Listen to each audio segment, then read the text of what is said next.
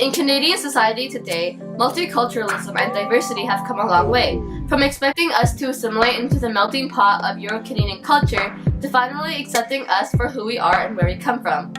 I would change the racism and biases, but one thing that everyone can do is to always be compassionate and open-minded to everyone and everything. Multiculturalism has affected me positively because not only do I feel welcome to show, but I feel welcome to share my culture with my peers through food and language.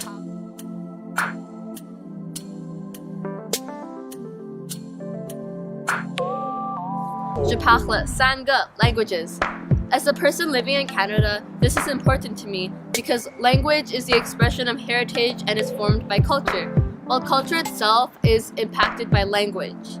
When I first learned French, not only did I learn about grammar and conjugations, but I also learned about how to behave in French society and their customs. I'm also able to immerse myself in my native culture and also both parts of my nation's culture.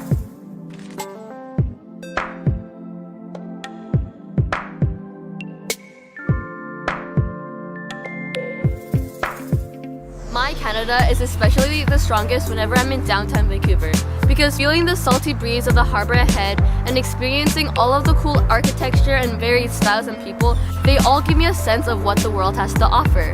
Although it's a sea of man-made products and things, I can always find the smallest yet most beautiful hints of nature in between, like Stanley Park. Da-na-na-na. From hopping between one cultural neighborhood to another, all the while tasting the diverse food in between, to exploring all of the historic, uniquely Canadian parts of the city makes me glad to be where I am.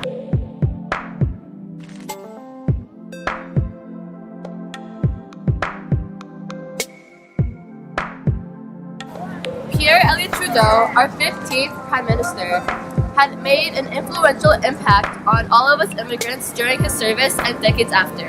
On October 8, 1971, Trudeau introduced a government policy about multiculturalism. His intention was purely to preserve cultural freedom and recognize cultural contributions of diverse ethnic groups. Without our former Prime Minister, multiculturalism wouldn't be as freely expressed today in public. So thank you, Pierre Trudeau.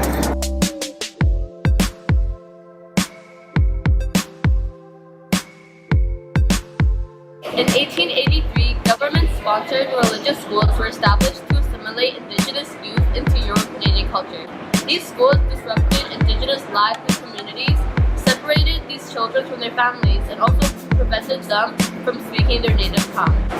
1883 was the start of pain and loss of cultural identity that, although ended in 1996, the pain and loss of losing a part of your ancestry is still being felt generations after.